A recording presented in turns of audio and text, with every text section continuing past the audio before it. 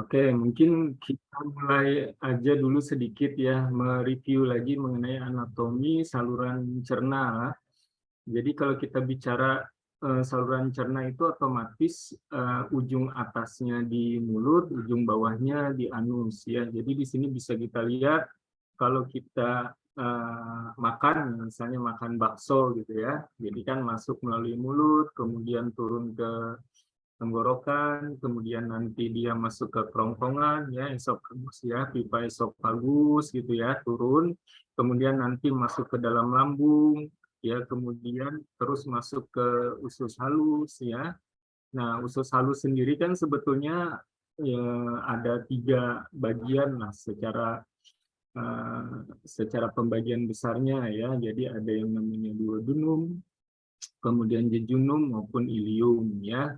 Nah, kemudian setelah sampai ke ilium ini nanti di sini ada katup ileocecal valve ya, katup ileocecal itu nanti dia masuk ke dalam kolon ya. Jadi makanan masuk ke dalam kolon. Nah, kolon lagi nanti kan ada beberapa segmen tuh.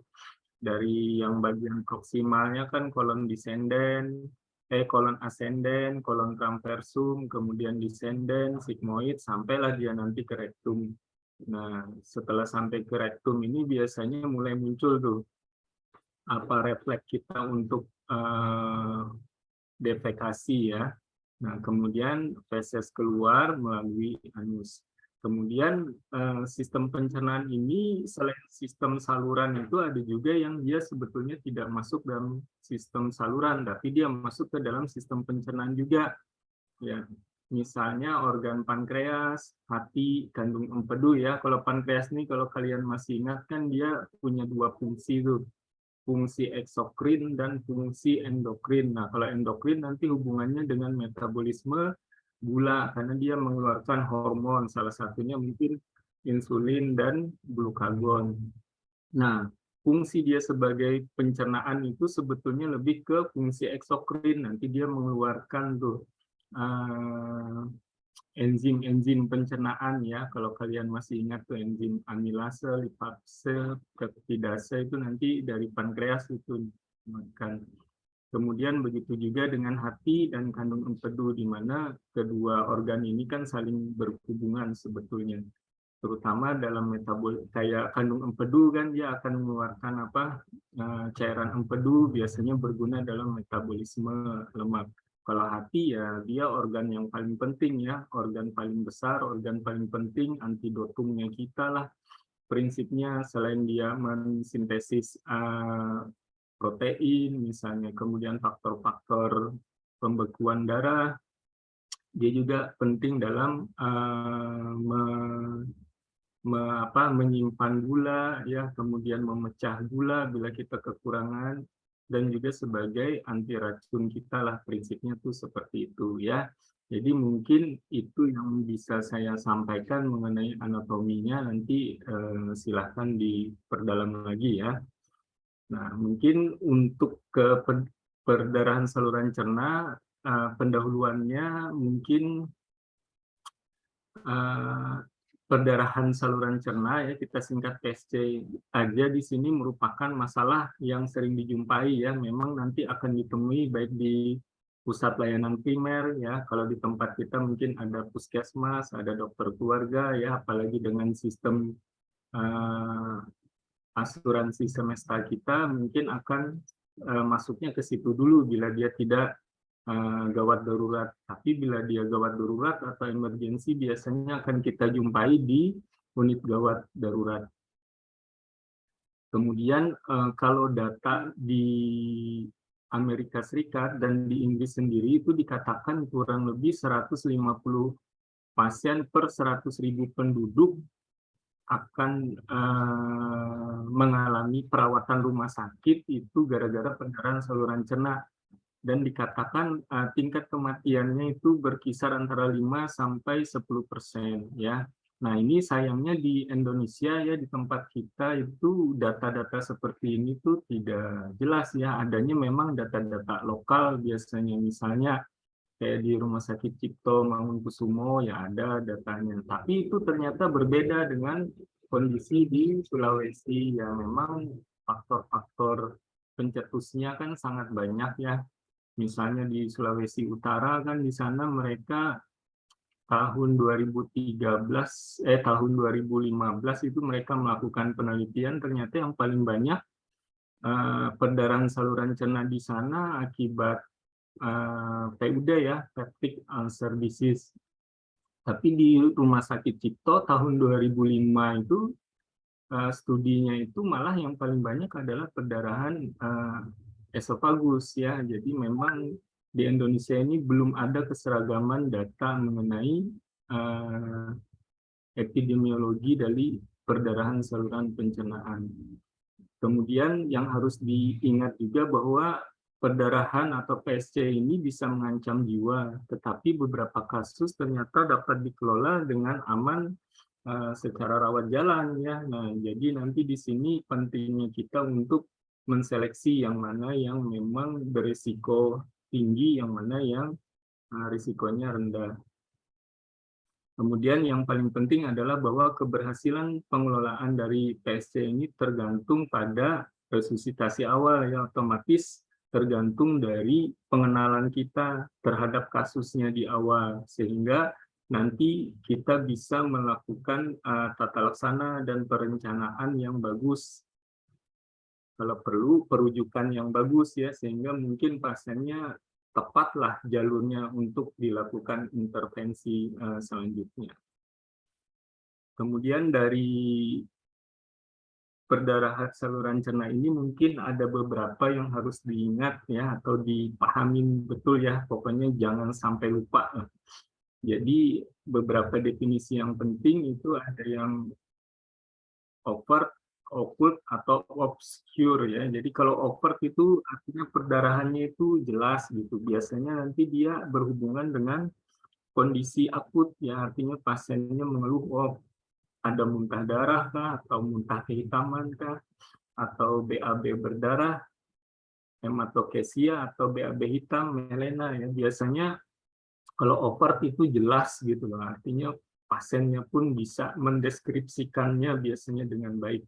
Kemudian ada okult. Nah, okult ini perdarahan samar ya. Kadangkala pasiennya itu kalau ditanya dia tidak tahu atau tidak mampu menjelaskan kenapa dia datang dengan kondisi anemia misalnya. Kita tanya ada perdarahan nggak yang jelas terlihat ya. Jadi kalau kita jadi dokter sebisa mungkin anamnesis sistem itu harus selalu ditanyakan gitu ya. Ada perdarahan saluran cerna enggak? Ada perdarahan saluran kemih enggak?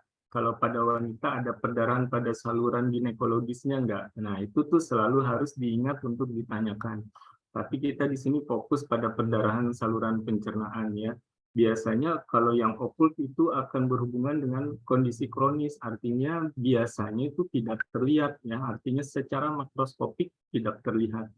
Sehingga biasanya pada waktu pemeriksaan feses darah samar misalnya, atau ada yang baru itu pemeriksaan FIT ya, fecal immunohistokimia, biasanya baru bisa terlihat bahwa oh ternyata ada perdarahan.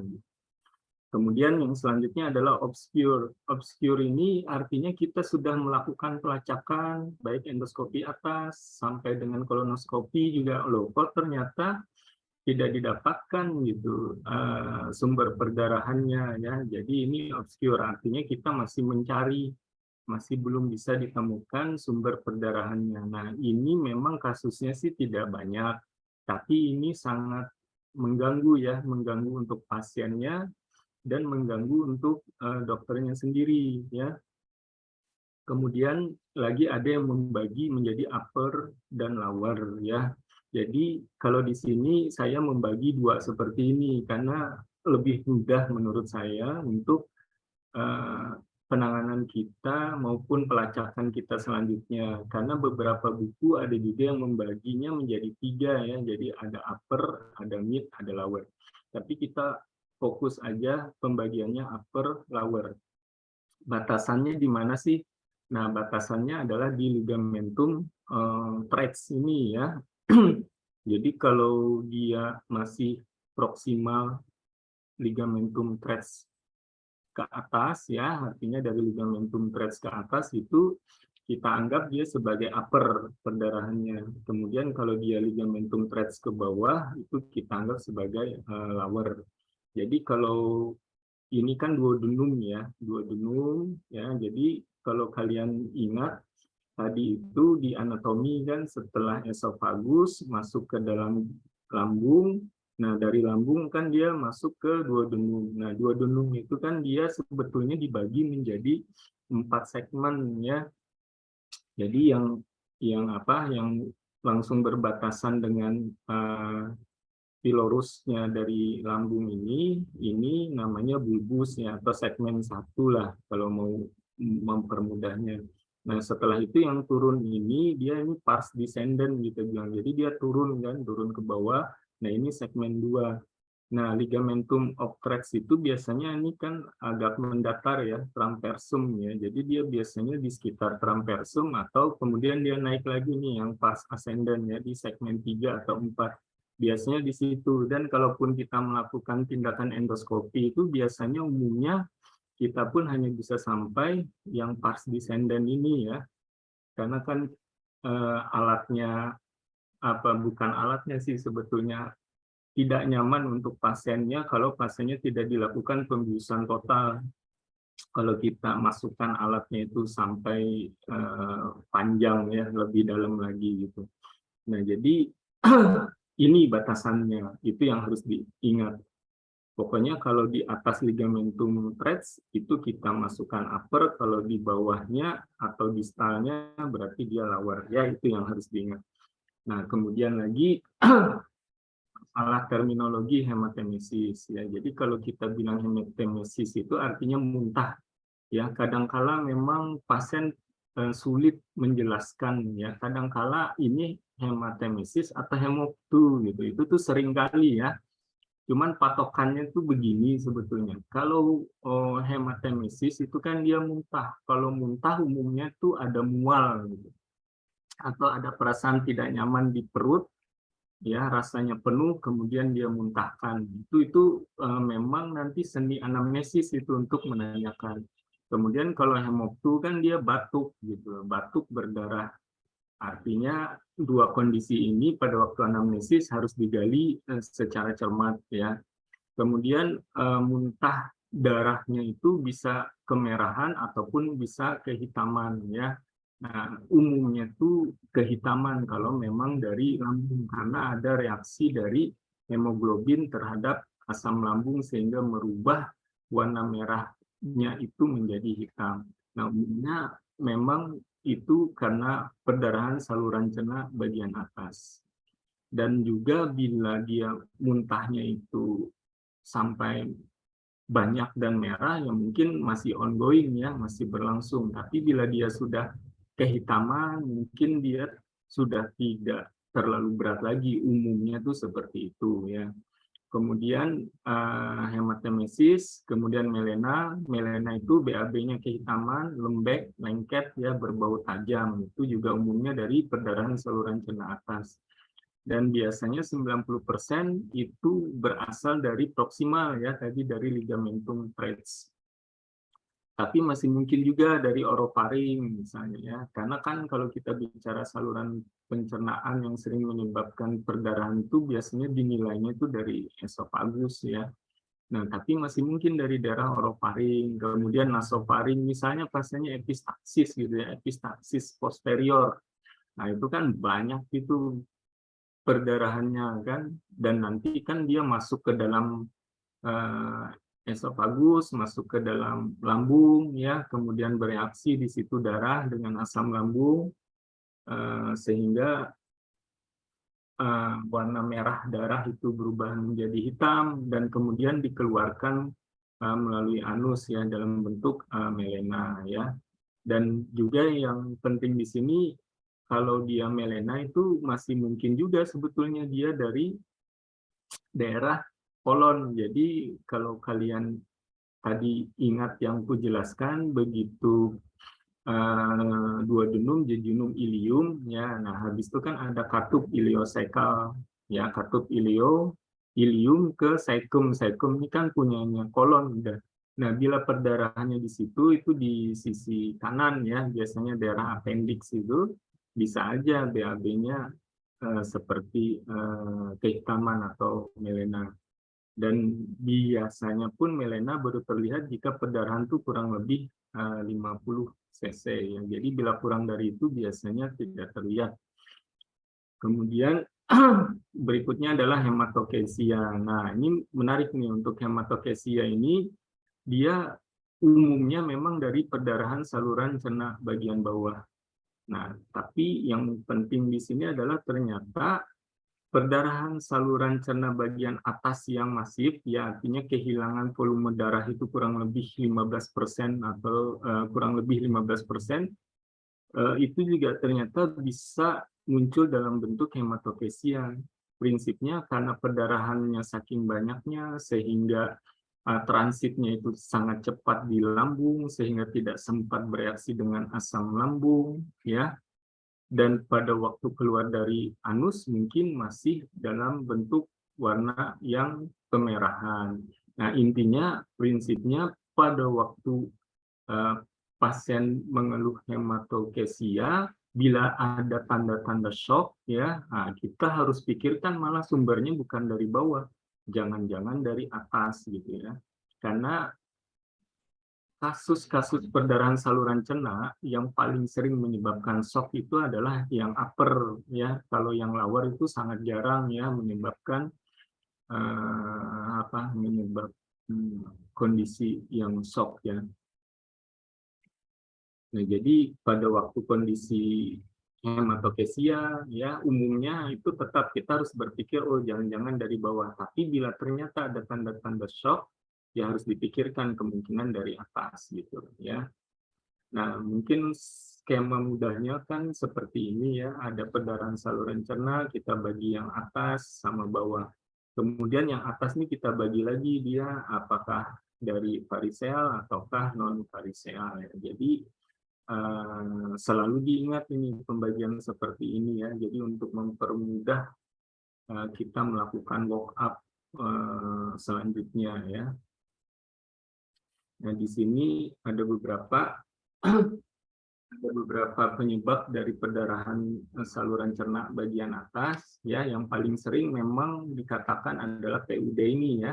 Jadi ini bisa karena kondisi asam lambung yang berlebih ya, kemudian karena infeksi helicobacter, kemudian penggunaan obat-obatan non-steroid antiinflamasi ya, atau karena stres ya. Nah, jadi di sini kondisi stres pun kan ternyata bisa memicu pengeluaran asam lambung yang berlebih ya, di mana asam lambung yang berlebih dengan pertahanan mukosa lambung yang kurang bagus, nah itu juga bisa menyebabkan peradangan ya, peradangan, erosi ya, sampai ulcer ya biasanya gitu.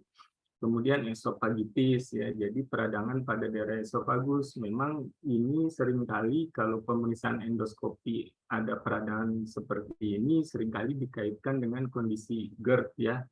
Kalau kalian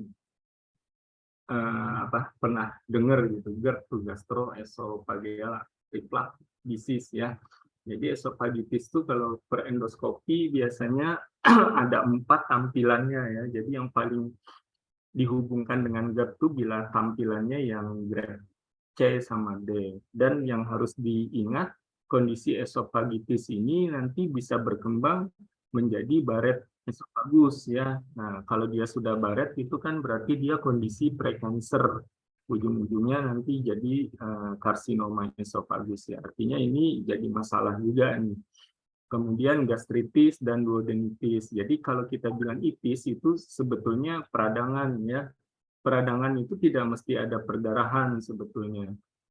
Jadi erosi, nah baru kita bilang, oh mungkin ada luka, ada perdarahan. Karena pemahaman radang itu kan kayak kita kena pukul gitu ya, kita kena pukul kan akan muncul reaksi radang tuh, kemerahan, pokoknya muncullah uden, kolor, rugor ya, yang seperti itu tanda-tanda radang. Tapi tidak mesti dia menyebabkan perlukaan ya. Jadi maksud yang di sini itu adalah bila sudah terjadi sampai erosif atau ulcer ya. Kemudian ini varises ya. Jadi varises kalau saluran cerna atas itu biasanya dari esofagus ataupun dari gaster. Biasanya kan berhubungan dengan sirosis hati ya, karena ada peningkatan dari tekanan portal ya. Walaupun sebagian kecil kasus mungkin sekitar 5-10% itu peningkatan portalnya itu bisa disebabkan oleh kondisi non-sirosis ya, makanya itu ada istilahnya itu non-cirrhotic portal hypertension ya, NCPH lah ibaratnya itu apa kalau mempermudahnya. Nah itu kondisi itu juga bisa menyebabkan varises walaupun orang itu bukan penderita sirosis. Kemudian hipertensi gastropati portal ya, ini biasanya juga berhubungan dengan peningkatan dari tekanan portal ya. Kemudian angiodisplasia, artinya ada kelainan di pembuluh darahnya ya. Kemudian lesion, kemudian gastrik ya, gastrik antravalvular ekstasi ini ya. Jadi dia ada gambaran peradangan seperti watermelon melon ya, seperti melon. Kemudian melalui Tears ya, Cameron lesion ya, kemudian ada pistel, kemudian tertelan benda asing. Nah, untuk yang tertelan benda asing ini mungkin yang paling jadi masalah ya, kalau misalnya kita cuma tertelan benda asing kayak kelereng gitu, dia umumnya tidak menyebabkan perdarahan ya. Jadi tertelan benda asing di sini biasanya lebih ke zat-zat kimia ya. Jadi seringkali itu kasus-kasus mau bunuh diri gitu loh ya. Jadi dia minum kayak Wipol entah apa gitu ya. Nah, itu yang akan menyebabkan terjadinya perlukaan pada saluran cerna ya. Siapa ya dulu kayaknya ada artis tuh, lupa aku itu. Oh ya, Tacy ya kalau nggak salah dulu, yang dia mau bunuh diri kan gara-gara tertangkap apa itu. Nah, itu kasusnya yang salah satunya tuh tertelan benda asing gitu ya. Jadi dia minum pembersih lantai ya. Jadi kan zat-zat seperti itu kan kita masukkan tuh trauma kaustik sebetulnya, karena zat kimia itu memang itu biasanya akan menyebabkan sampai ruptur dari saluran pencernaan ya. Kadangkala nanti ujung-ujungnya malah menyebabkan struktur gitu. Kemudian lagi ada perdarahan pasca operasi ya. Jadi misalnya pasiennya ada pemotongan usus, kemudian ususnya disambung atau lambung atau apa gitu ya, itu berdarah. Terus post polipektomi juga ya. Jadi kalau kayak saya penyakit dalam yang melakukan endoskopi ini sering kita melakukan polipektomi ini ya. Jadi memang kalau tidak hati-hati bisa terjadi perdarahan ya. Kemudian sphincterotomi misalnya juga bisa ya. Jadi kalau kita melakukan IRCP itu kan kadang-kala kita kesulitan untuk memasukkan kanulnya ke dalam saluran empedunya itu, kadang-kala ya dipotong sedikit klepnya katupnya itu sehingga agak lebar, jadi bisa dimasukkan untuk mengeluarkan batu misalnya.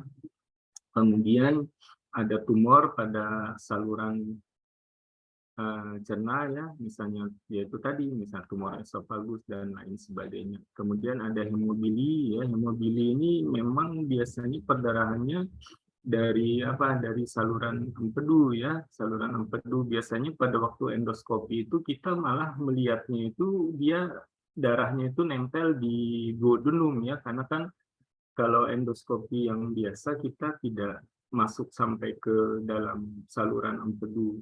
Kemudian ada perdarahan di ductus pancreaticus. Jadi ductus pancreaticus sama ductus choledocus itu nanti dia akan ketemu di ampula pateri ya. Jadi ampula pateri itu nanti dia akan keluar di duodenum pars 2 ya, pars descendens ya. Jadi di situ biasanya nanti mereka keluar dari situ. Makanya biasanya kita akan ketemu bila ada perdarahan tuh di situ.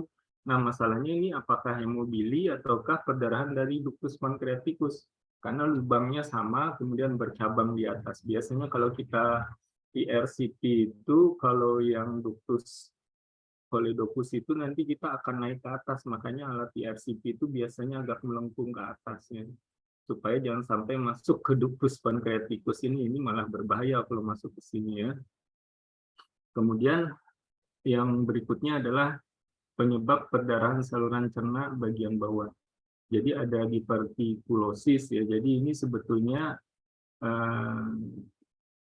usus kita itu ada kantong-kantong ya, kayak goa gitu ya.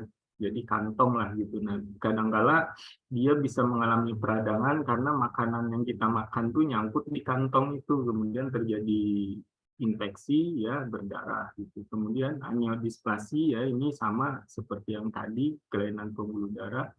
Kemudian infectious colitis ya, jadi ada colitis infeksi ya, misalnya karena apa ya, kalau di Kalsel ini yang banyak itu amuba ya, sering itu kita jumpain kan amuba, itu dia bisa menyebabkan peradangan karena infeksinya itu ya.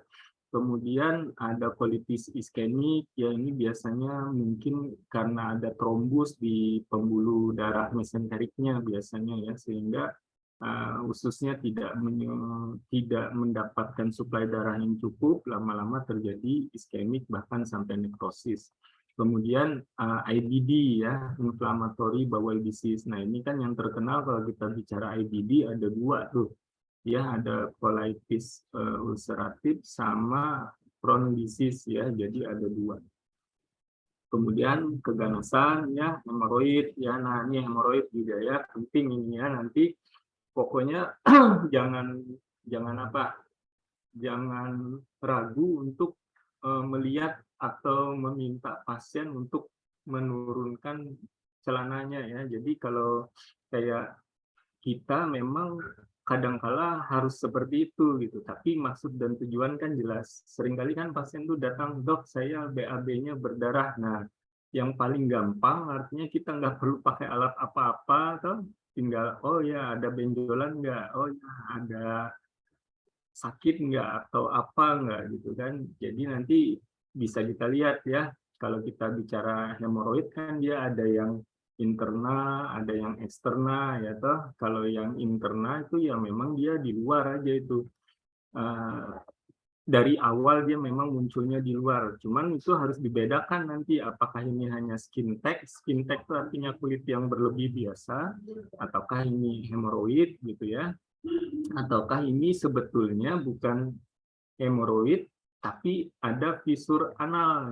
Nah, kalau fisur anal itu biasanya ada luka di daerah anus itu, jadi robekan ya, karena mungkin buang air besar apa fesesnya itu keras sehingga waktu keluar itu dia merobek dari mukosa anusnya itu gitu. Jadi seringkali pasien juga cuman bilang ke kita bahwa oh ini BAB-nya berdarah. Nah, kalau kita tidak melakukan pemeriksaan, kita akan bilang, oh mungkin ambeien Bu, padahal ada anal fissure gitu. Itu sering kok kita jumpai ya. Prinsipnya harus lihat gitu. Kemudian ada varises di rektum ya. Jadi miriplah sebetulnya kayak varises esofagus, cuman posisinya aja, lokasinya aja yang berbeda. Lavoie lesion ini juga bisa di mana-mana ya. Jadi dia itu mirip kayak ulcer sebetulnya, tapi bukan ulcer, dan dia memang paling sering biasanya adanya di daerah gaster ya, tapi tidak menutup kemungkinan muncul di mana aja di mukosa saluran cerna. Kemudian radiasi ya, radiasi ini seringkali itu kita ketemu kasusnya kalau penyakit dalam itu rujukan dari teman sejawat Obsgyn ya. Jadi kan kasus-kasus Obsgyn itu kan banyak yang dilakukan radioterapi ya. Nah, efek dari radioterapi itu dia biasanya akan menyebabkan mukosa saluran cerna, kan dia radioterapinya kan di daerah pelvis ya, jadi biasanya dia akan menyebabkan mukosa saluran cernanya itu rapuh ya, kemudian merangsang terjadinya aniodisplasi sebetulnya ya. Jadi bentuknya aniodisplasi juga gitu, teleangioektasis gitu ya, melebar-melebar dan rapuh. Jadi itu seringkali juga jadi masalah untuk pasiennya gitu karena sering berdarah, anemia dan lain sebagainya. Bahkan ada yang memang sulit sekali untuk dilakukan pengobatan, terapi endoskopi kan memang ada terapi endoskopi untuk kasus-kasus radiasi. Bila obat dan terapi endoskopinya ini tidak berhasil, ya mau tidak mau ya harus dilakukan pembedahan biasanya ususnya dipotong ya. Biasanya yang kena kan daerah rektum ya. Kalaupun naik ke usus tuh paling kolon descendant tapi sudah di distalnya gitu. Terus post surgical ya sama ya seperti yang tadi. Nah, di sini saya kasih beberapa gambar ya. Jadi yang pertama ini dia Lavoie lesion itu tadi ya. Jadi dia ini di daerah lambung ini ya. Jadi dia lesinya itu kayak ulcer tapi dia tidak dalam bergaung seperti ulcer betul ya. Kemudian yang ini, nah ini aniodisplasia ini ya. Jadi kalau kalian pernah lihat spider nevi itu sebetulnya yang di kulit ya. Kalau pasien sirosis itu kan salah satu stigmatanya kan ada spider nevi itu tuh sama gambarannya seperti ini ya. Jadi aniodisplasia ya. Jadi melebar-melebar seperti ini. Nah, ini varises di rektum ya. Jadi ini alatnya ya, alat kolonoskopi. Nah, ini biasanya kita lakukan di sini ya untuk melihat ujung dari anus sama rektum. Nah, ini yang namanya varises ya. Jadi dia berbeda dengan hemoroid ya. Kalau hemoroid biasanya hanya sekitaran sini. Kalau dia varises ini berarti dia dari atas turun ke bawah ya. Nah, yang ini GAF tadi itu ya, gastric antral valvular ectasia ya. Jadi ini sebetulnya pylorus ya. Jadi ini daerah antrum, ini pylorus. Setelah pylorus ini nanti kita masuk ke duodenum. Nah, ini peradangannya itu seperti ini ya. Jadi kayak watermelon ya, memang kayak semangka ya. Nah, ini bisa disebabkan karena helicobacter ya, salah satunya penyebabnya ini ya. Kemudian yang ini, nah ini radiasi ya, ini di daerah ini semilunar, berarti ini rektum ya, di daerah rektum ya. Jadi kalau di ujung sini ini kan udah masuk ke sigmoid ya, kalau ini masih rektum. Nah jadi sebetulnya gambarannya ini mirip seperti ini ya. Nah gambarannya mirip, cuman karena radiasi itu kan dia biasanya kena semua gitu. Jadi banyak seperti ini. Kadangkala sudah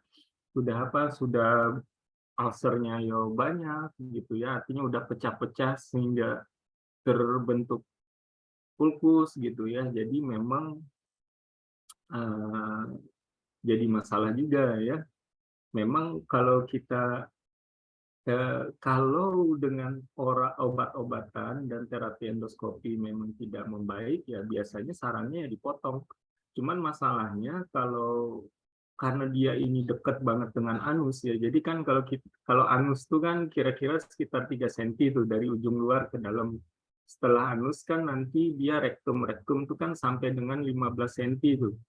Ya, jadi kalau kelainannya itu kurang dari 5 cm, biasanya harus dipotong, dibikin stoma ya biasanya. Nah, ini kan kalau kita lihat di sini ini sehat ini. Bagian dalamnya ini kan masih sehat ya, artinya daerah sigmoidnya ini masih sehat. Nah, yang ini daerah rektumnya kan udah tidak sehat bila dia berdarah terus dengan terapi medikamentosa dan terapi endoskopi tidak respon, ya salah satu tindakan berikutnya adalah ini dibuang. Jadi dibuang sampai batas yang sehat ini biasanya. Nah, cuman kan karena dibuang tidak bisa melakukan penyambungan ya, anastomosis ya biasanya nanti dibikinkan stoma di perut gitu. Jadi yang daerah sini udah tidak dipakai lagi, biasanya begitu. Kemudian nih Mallory Weiss syndrome. Jadi Mallory Weiss syndrome ini biasanya ada robekan di daerah esofagus bagian bawah ya. Jadi dia tuh khas ya. Khasnya itu dari gambarannya memang vertikal ya. Jadi dia vertikal satu garis gitu. Kadang-kala memang kalau kita tidak tidak apa ya, tidak menanyakan riwayatnya, kita bilang ini kan esofagitis gitu ya. Gambarannya kan mirip seperti gambaran esofagitis sebetulnya. Nah, cuman ini adalah Mallory Weiss sebetulnya ya. Biasanya itu wanita yang paling sering kena dan biasanya ada riwayat muntah-muntah hebat sebelumnya. Nah, ibu-ibu hamil, ibu-ibu hamil trimester awal kan ada yang namanya hiperemesis gravidarum. Itu kan karena tekanan berulang-ulang dan kuat itu menyebabkan robekan biasanya di daerah esofagus. Itu sering kita temui atau kita jumpai dengan Mallory Weiss Pierce ini ya. Kemudian juga kalau dia ada mengeluh batuk-batuk hebat yang kuat sebelumnya gitu ya, itu juga bisa menyebabkan robekan dan perdarahan ya. Jadi bisa kita lihat di sini, ini kan esofagus bawah, kemudian ini kan kardia, kadang-kala ya sampai esofagus kardia. Kalau ini kan ini lower esophageal sphincternya ya, jadi ada batasnya masih aman di sini. Kemudian ini ada juga apa nih, Cameroon ulcer ya, biasanya pada kondisi hernia diafragma. Nah, ini mungkin yang paling penting ya, karena ini banyak kasusnya ya. Jadi kalian harus mampu untuk membedakan yang mana yang namanya hemoroid eksternal ya. Jadi dia memang di luar aja nih posisinya. Ya, kemudian yang mana yang namanya hemoroid internal. Nah, kalau yang internal ini memang kan dibagi 4 ya. Umumnya tuh kita bagi 4. Jadi yang grade 1 itu biasanya dia buang air besarnya berdarah, tapi tidak ada benjolan yang keluar. Kalau grade 2 dia buang air besar, berdarah, ada benjolan yang keluar, kemudian dia masuk spontan. Nah, kalau yang grade 3 buang air besarnya berdarah, ada benjolan keluar, tidak bisa masuk spontan. Jadi harus didorong benjolannya itu baru bisa masuk. Nah, kalau yang grade 4, dia keluar benjolannya dan tidak bisa masuk. Nah, itu udah yang grade 4. Nah, yang jadi masalah kadangkala itu adalah yang grade 1 gitu ya, internal. Yang grade 1 ini sebetulnya hemoroid internal atau fisur tadi itu karena sama-sama ada darahnya gitu ya.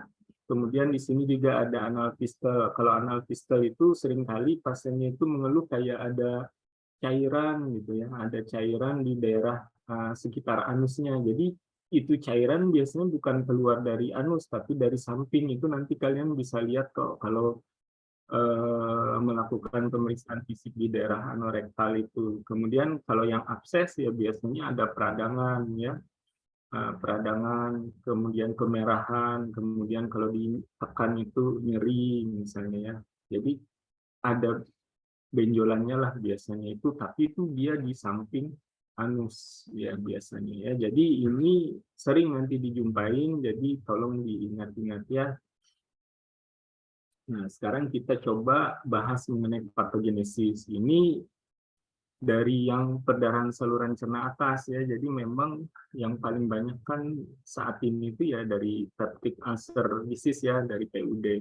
Jadi prinsipnya di dalam lambung kita itu kan sebetulnya ada keseimbangan lingkungan antara faktor agresif, kemudian ada faktor defensif, itu harusnya saling seimbang. Nah, pada kondisi di mana faktor agresifnya terlalu tinggi atau faktor defensifnya menurun, nah ini yang bisa menyebabkan terjadinya suatu perlukaan pada lambung. Ya. Nah, di sini bisa kita lihat faktor-faktor apa saja yang masuk dalam faktor agresif ya. Salah satunya tadi infeksi Helicobacter. Kemudian kalau orangnya sering minum alkohol, merokok ya. Jadi merokok ini menarik ya kalau mengenai rokok ya. Jadi saya itu sering ketemu kasus di mana pasiennya ini perokok, sering mengalami gangguan lambung, ya. Dan dia selalu ceritanya gini, saya ini dok udah pantang A, pantang B, pantang C gitu. Pokoknya yang dikatakan orang bisa menyebabkan gangguan lambung udah dilakukan lah prinsipnya. Ternyata masih aja gitu kan. Dan biasanya saya akan bilang, coba aja rokoknya yang dipantang dulu gitu.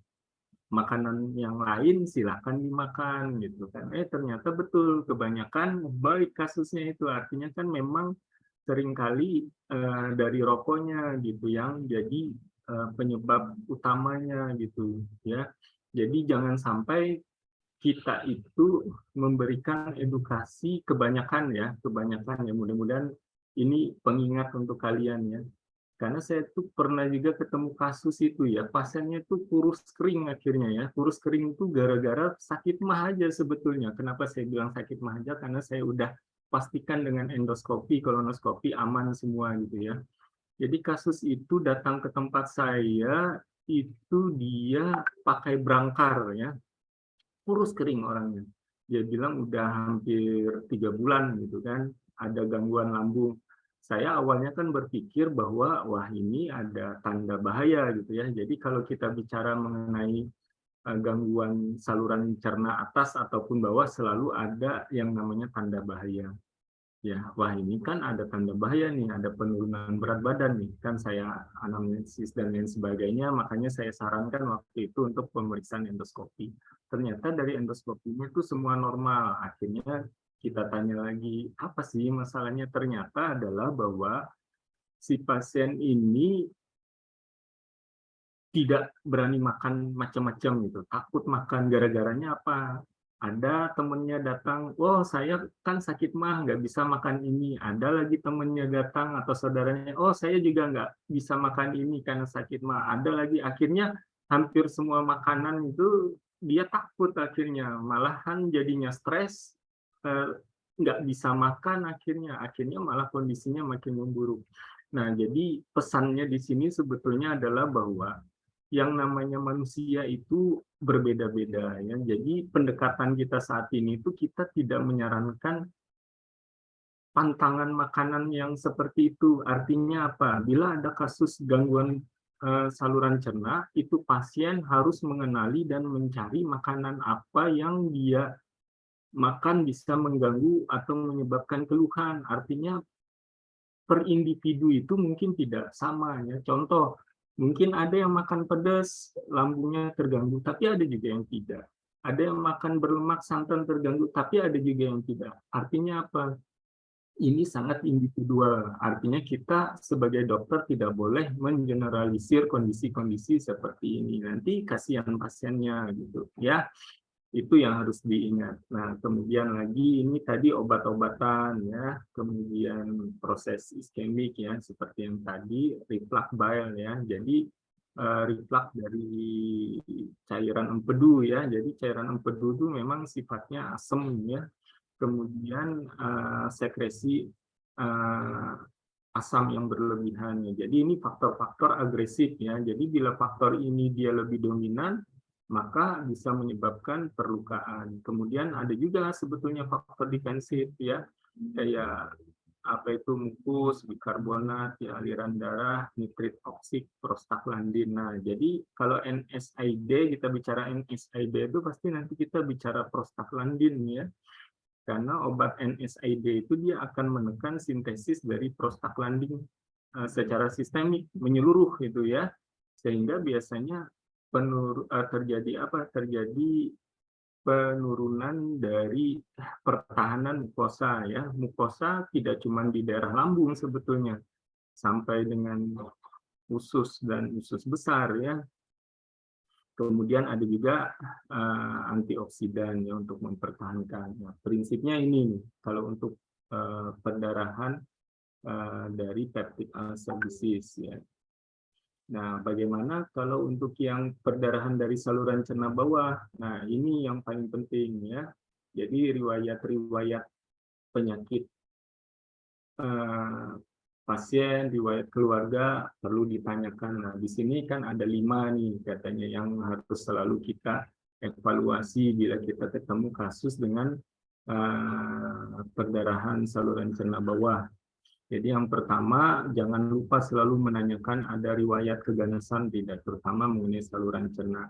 Karena apa? Bila ada riwayat, terutama itu yang derajat 1 ya. Jadi kalau yang derajat 1 itu hubungan keluarga derajat 1 itu kayak dari saudara ibu ke kita itu derajat 1. Tapi kalau kita ke sepupu kita itu tidak masuk ya. Nah, itu yang paling, kalau istilah orang Banjar tuh Mamarina wujud. Nah, itu derajat 1, kita masih punya oleh-olehnya tuh mirip gitu ya. Nah, jadi jadi perlu ditanyakan, jika ada berarti ada resiko tinggi memang untuk terjadinya suatu karsinoma, di mana bila terjadi pertumbuhan dari massa tumor tersebut, dia akan menginvasi ke dalam mukosa lambung dan menyebabkan kerusakan dari pembuluh darah, sehingga akan meningkatkan risiko perdarahan. Ya, itu dari riwayat keganasan. Kemudian ternyata pasiennya ada riwayat sirosis hati. Nah, sirosis hati ini sebetulnya ada 2 jalur nanti. Yang pertama, dia menyebabkan kerusakan dari parenkim hati sehingga aliran darahnya terganggu, terjadi peningkatan portal, ya, hipertensi portal, di mana kondisi hipertensi portal ini akan menyebabkan varises esofagus.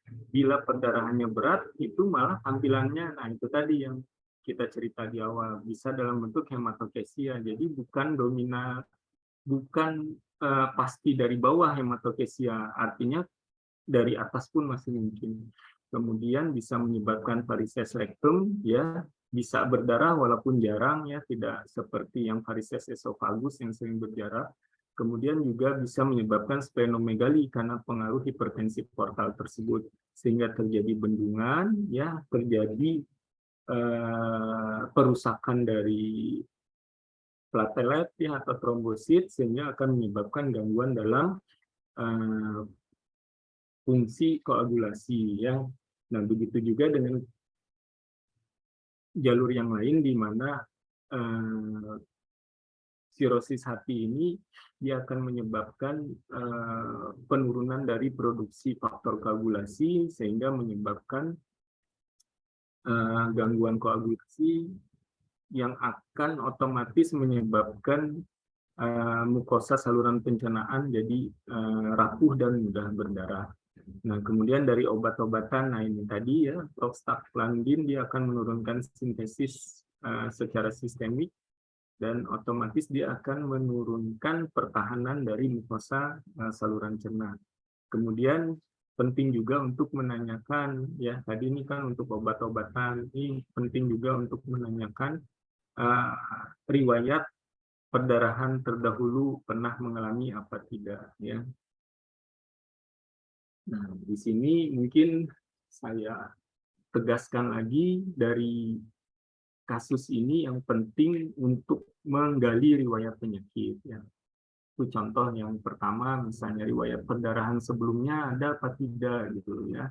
Karena memang dinyatakan dari beberapa studi kurang lebih 60% kasus itu sumber perdarahannya ya yang itu juga gitu ya. Artinya penting untuk menanyakan riwayat sebelumnya. Kemudian riwayat penyakit juga penting ya, ada penyakit hati kah atau alkoholik kah, nanti kan hubungannya dengan sirosis, misalnya ada riwayat infeksi helicobacter kah, penyakit jantung ataupun ginjal, ya ini juga harus ditanya gitu ya.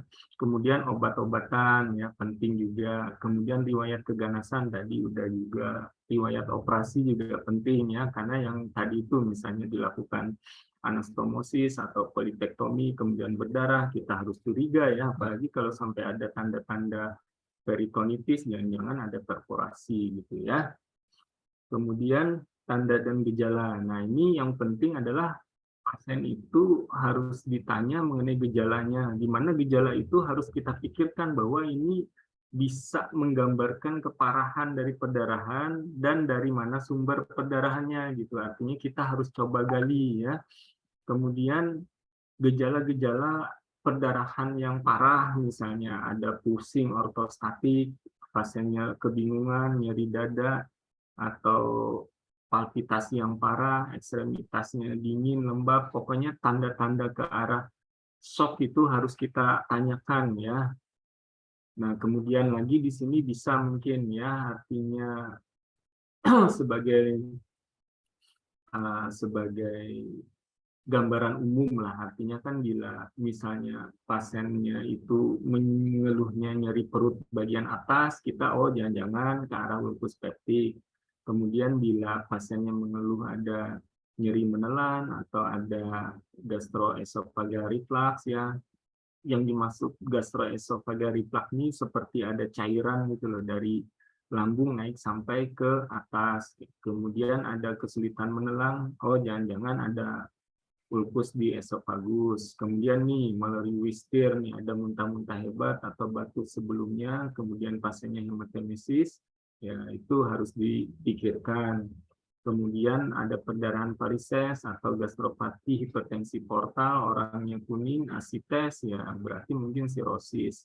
Kemudian bila pasiennya mengeluh sulit menelan, cepat kenyang, penurunan berat badan, kurus kering ya, kakeksi, ini jangan-jangan ada suatu keganasan.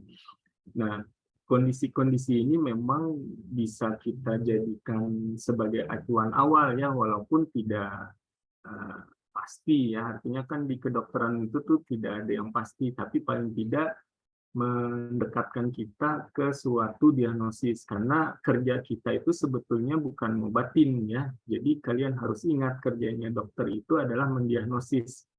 Obat itu sebetulnya efek atau akibat dari diagnosis yang kamu cari atau kamu dapatkan gitu ya. Jadi jangan obat dulu baru diagnosis, tapi diagnosis dulu baru obat gitu.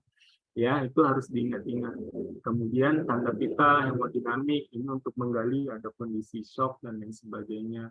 Kemudian pemeriksaan fisik di perut, adakah massa, adakah perforasi ataukah peritonitis, kemudian ada stigmata sirosis atau tidak. Karena ini penting ya tadi ya, kalau kondisi liver sirosis bisa perdarahan atas, bisa perdarahan bawah, sebetulnya dia punya peran di kedua kondisi tersebut.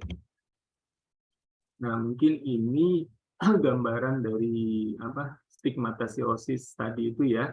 Jadi ada asites ya, kemudian ada kaput meduse ya, jadi ada penektasis di dinding perut ya, kemudian ginekomasti ya, jadi payudaranya bertambah besar ya pada laki-laki, tapi kalau pada perempuan dia biasanya sebaliknya mengecil ya. Kemudian ada icterus, kemudian ada palmar erythems, spider nevi. Nah, untuk spider nevi ini dia biasanya adanya di daerah tubuh bagian atas ya, jadi daerah dada ke atas sampai lengan atas biasanya ya. Jadi nyarinya di situ, jangan di perut ya, karena kalau di perut nggak ada biasanya. Kemudian ekimosis, kebiruan ya, karena mungkin ada gangguan koagulasi, kemudian neokonikia ya, karena hipoalbumin yang kronik ya, kemudian clubbing finger, asterixis, dan vektor hepatikus. Jadi pada waktu kalian ketemu pasien, penting untuk mencari, ini maksudnya pasien dengan perdarahan saluran cerna, penting untuk mencari ada apa tidak dari pemeriksaan fisiknya itu ada apa tidak stigmata sirosis ya. Jadi ini yang harus dicari. Pokoknya dicarilah gitu supaya nanti kita mengingatnya lebih mudah ya. Kemudian pemeriksaan penunjang ya, otomatis pemeriksaan darah ya, wajar karena ada perdarahan kita harus menilai kira-kira sejauh mana perdarahannya, dilihat HB-nya ya, kemudian dilihat trombositnya ada gangguan nggak di trombositnya, kemudian dinilai juga faktor koagulasi ya, tadi tuh ada yang di awal tadi INR ya, International Normalized Ratio itu ya, itu untuk menilai faktor koagulasi ya, sekaligus itu biasanya namanya prothrombin time. Kemudian pemeriksaan darah lainnya juga kimia darah ya, nanti dinilai bagaimana fungsi hati, fungsi ginjal. Kalau fungsi hati itu sekaligus biasanya kalau memang kita ketemu itu kasusnya dan tidak pernah dilakukan penilaian hepatitis virus, biasanya disarankan paling tidak hepatitis B dan hepatitis C itu. harus diperiksa gitu ya. Kemudian tes feses ya, tes feses ini biasanya memang kita lakukan pada yang perdarahan kronik ya. Kalau perdarahan akut biasanya nggak perlu pakai tes feses lagi, udah langsung kelihatan. Kemudian nasogastrik lapase ya, jadi ini kumbah lambung. Nah, pada beberapa studi memang ada yang sudah mulai meninggalkan ya kumbah lambung ini, tapi beberapa studi yang lain masih boleh digunakan tapi terbatas ya. Nah, pemasangan NGT pada kasus yang tadi kita cerita tertelan zat kimia itu malah tidak boleh ya, kontraindikasi sama sekali, karena resiko dia ruptur itu atau perforasi itu malah karena dipasang NGT ya. Jadi setelah tertelan itu biasanya kan rapuh saluran esofagusnya, biasanya yang paling sering kenakan esofagus. Pada waktu kita pasang NGT kan kita melakukan pemasangan itu secara blind biasanya. Nah, itu dia bisa menggores, bahkan tertusuk, bahkan sampai perforasi karena memang lemah. Jadi pada kasus cedera zat kaustik ya, istilah kita itu kontraindikasi absolut ya. Kecuali memang kalau kita sudah melakukan endoskopi ya, dan endoskopi pada cedera zat kaustik itu waktunya sempit ya, artinya kita hanya punya waktu 2 kali 24 jam setelah pasien itu tertelan. Karena setelah itu biasanya akan terjadi kerusakan makin hebat, itu bisa sampai 2-3 minggu baru kemudian menyembuh gitu. Jadi kalaupun kita mau melakukan endoskopi sebelum 48 jam atau setelah 2-3 minggu. Nah, kalau kita melakukan endoskopi di awal itu, kita bisa lihat, oh iya masih oke, masih aman, memang perlu pasang NGT, biasanya nanti kita lakukan pemasangan guiding endoskopi itu ya. Jadi kita pernah melakukan itu di Jogja, kasusnya kasus diam Baiklin ya, kalau nggak salah Baiklin, itu dia minum Baiklin rasanya. Ternyata cepat datang kan, jadi bisa kita langsung pasang tuh, karena habis itu memang pasiennya nggak bisa makan sama sekali ya, karena sakit kan tenggorokannya itu. Tapi untungnya kita udah sempat masukkan NGT waktu itu. Ya alhamdulillah selamat pasiennya ya.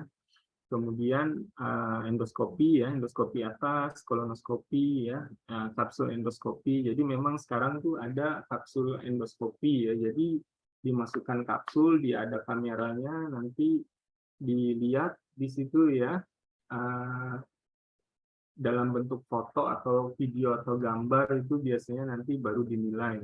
Cuman memang di Indonesia kayaknya masih belum lazim ya kita melakukan ini ya, karena nanti yang menilai ya tetap dokter-dokter penyakit dalam konsultan gastro juga gitu biasanya. Kemudian fleksibel sigmoidoskopi atau anuskopi ya bisa, kemudian enteroskopi. Nah, untuk enteroskopi ini pada kasus-kasus yang memang kita curigai perdarahannya di bawah dari ligamentum treps itu ya, biasanya kita lakukan enteroskopi ya. Jadi kalau di kita masih melakukannya yang push, artinya kita pakai alat yang lebih panjang, itu alat kolonoskop, biasanya kita masukkan itu melalui mulut, tapi pasiennya harus dibius gitu ya. Seringkali tuh kita ketemunya malah polip ya. Saya punya kasus itu dia polip, jadi endoskopi atas sudah, endoskopi bawah sudah, ternyata tidak ada kelainan, akhirnya kita putuskan push enteroskopi waktu itu. Setelah dibius kita enteroskopi, ternyata di segmen 4 ada polip. Polipnya bertangkai, akhirnya kita politektomi, kita potong, ya alhamdulillah membaik itu ya, artinya bisa dikerjakan per endoskopi kalau masalahnya seperti itu. Kemudian angiografi ya, angiografi ini syaratnya ya memang harus sedang berlangsung perdarahannya ya. Jadi kalau perdarahannya udah selesai, angiografi nggak ada gunanya ya. Karena kan kita masukkan zat kontras, nanti dilihat dari mana keluar tetesan kontrasnya itu ya. Jadi kalau dia sudah tidak berdarah, tidak ada gunanya. untuk CT scan abdomen biasanya kalau kita bicara CT scan itu lebih ke arah ada tumor apa tidak sih gitu ya. Artinya dia tidak bisa melihat perdarahannya dari mana, itu sulit ya. Tapi kalau ada sesuatu, ada tumor, makanya kita berpikir mungkin perdarahannya dari tumornya gitu ya. Kemudian setelah kita bisa menentukan diagnosisnya, ya apakah ini perdarahan saluran cerna atas ataukah perdarahan saluran cerna bawah. Nah, kita harus menilai stratifikasi risiko, ya namanya berat ringannya itu ya. Risikonya ringankah ataukah beratkah? Karena ini penting untuk menilai prognostik dan penting untuk menilai kira-kira tindakan apa yang bisa kita berikan selanjutnya.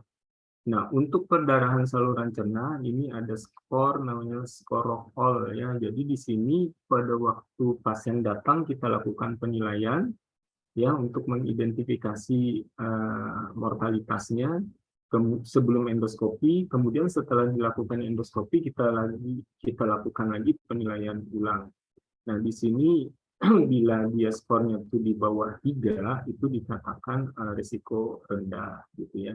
Dan di sini ada komponen yang dinilai dari umurnya ya, kemudian ada tanda shock atau tidak, kemudian penyakit penyerta ya, apakah disertai penyakit jantung misalnya, kemudian apakah disertai oleh penyakit ginjal atau hati ya. Jadi ada skor-skornya ini, nanti tinggal masukkan ke dalam kolom apa, bukan kolom ya, kolom dan baris ya. Kemudian penyebabnya juga bila sudah dilakukan endoskopi, apakah cuma malori West saja, artinya kan ringan aja, ataukah karena keganasan misalnya. Jadi ini ada skor-skornya, tinggal dijumlahkan, nanti dilihat ya. Bila dia kurang dari 3, berarti risiko rendah. Bila dia lebih, berarti dia risiko tinggi. Nah, kemudian ada lagi skor yang sering digunakan tuh Glasgow Bedscore Score. Jadi ini memang awalnya digunakan untuk perdarahan saluran cerna atas, ya. Jadi di sini juga untuk memprediksi transfusi perlu diberikan apa tidak, perlu terapi endoskopi apa tidak, ada risiko perdarahan ulang apa tidak. Jadi di sini dia menilai ada bun yang dinilai, ada hemoglobin. Lihat di sini hemoglobin berbeda antara laki dan perempuan ya. Kemudian melihat sistoliknya bagaimana, kemudian melihat penanda yang lain ya, nadinya berapa. Nah, kemudian ada melena, ada riwayat sinkop, ya ada penyakit hati, ada penyakit jantung. Jadi kalau kita total ini skor maksimalnya kan ini 6 ditambah 6 ya. Jadi kalau laki atau perempuan itu kan tinggal pilih aja 6 tambah 6 12, kemudian ditambah 3 15. Nah, kemudian ditambah ini nih, ditambah 8. Ya, 2 4 6 nah 8 berarti ini skornya kan harusnya maksimal 23 ya kalau masalahnya. Nah, artinya ini nanti yang harus dinilai ya. Jadi bila skornya 0, maka risiko untuk transfusi itu kecil gitu ya. Tidak perlu endoskopi, apalagi sampai pembedahan umumnya. Dan pasiennya boleh berobat jalan. Tapi bila skornya lebih dari 0, ada risiko transfusi, ada keperluan untuk endoskopi atau bahkan pembedahan, maka sarannya dimasukkan ke ruang perawatan. Nah, ini awalnya digunakan untuk perdarahan saluran cerna atas. Kemudian pada tahun 2017 ini Khalid dan kawan-kawan ini mereka melakukan penelitian untuk membandingkan penggunaan skor GBS, skor GB ini ya, Glasgow Bedscore ini membandingkan yang atas dan bawah. Ternyata kalau kita lihat ini kan kurva ROC ya, kemudian ini nilai AUC-nya ini mirip sebetulnya ya. Jadi kalau UGIP-nya 75, kalau LGIP-nya itu 73. Jadi bila kita lihat kurva ROC dengan nilai AUC seperti ini, artinya dia mempunyai kekuatan sedang ya. Artinya memang bisa digunakan untuk saluran cerna bawah juga sebetulnya ya. Nah, untuk tata laksana memang kalau pada perdarahan akut biasanya memang perdarahan saluran cerna akut ini untuk saluran cerna atas ya, saluran cerna atas akut memang biasanya disarankan untuk puasa dulu. Cuman puasa ini sebetulnya tidak boleh terlalu lama ya. Ada yang bilang tidak boleh lebih dari 6 jam, ada yang bilang boleh lebih dari 12 jam. Sebetulnya menyesuaikan aja ya. Kalau misalnya dia masih berdarah-darah, MDT-nya masih hitam banyak, itu ya memang tidak mungkin kita kasih makan karena penyerapan pasti tidak akan terjadi gitu ya. Kemudian beri oksigen jika memang ada tanda-tanda hipoksia. Kemudian pasang IV line ya, kalau bisa sih yang besar minimal tuh yang 18, kalau bisa yang 18 karena nanti keperluan untuk transfusi darah dan lain sebagainya ya. Kemudian untuk cairan resusitasi masih ya boleh gunakan NaCl ataupun Ringer ya. Kemudian transfusi. Nah, transfusi ini baru disarankan jika HB-nya itu sebetulnya di bawah 7 ya. Artinya kalau masih di atas 7 dan sudah tidak berlangsung perdarahannya ya, tanda-tanda shock tidak ada ya mungkin tidak perlu ditambah sebetulnya. Kemudian pemberian transfusi trombosit ya jika perdarahannya masih ongoing sebetulnya ya, perdarahan masih berlangsung dan trombosit di bawah 50.000 ya sebaiknya ditambah. Tapi bila sudah berhenti ya nggak perlu lagi ya sebetulnya.